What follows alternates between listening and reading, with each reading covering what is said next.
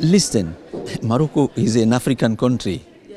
Our objective is to build a continental bound, strong, space.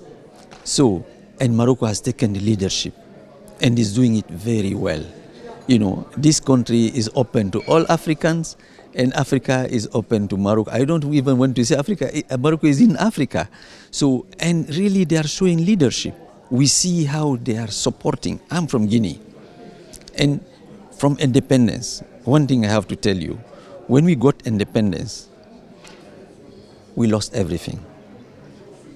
Even the currency that we had was taken away.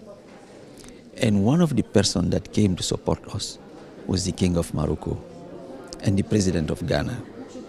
Our first budget came partly from here. So, and since then, Morocco, it is in the DNA of Morocco. Morocco has always really been there when Africa needed Morocco, and that has not changed. In the contrary, now it is more structured, more organized, and we see initiatives like the Atlantic Royal Initiatives, which are really structural, let me say, initiatives that allow a structural transformation of the region. Energy, infrastructure, port, trade, and this in complement with what is being done in the overall continent, like AFCFTA. So,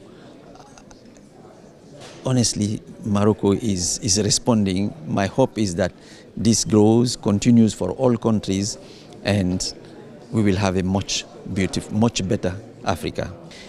Listen, what happened, as you have seen, overnight, the USA disappeared. Many relationships in terms of development assistance disappeared, and government were not ready, and it really created a lot of difficulties for many governments, particularly in very critical sectors like health and education. People suddenly wake up and there is nothing, and they had to think about budget shifting.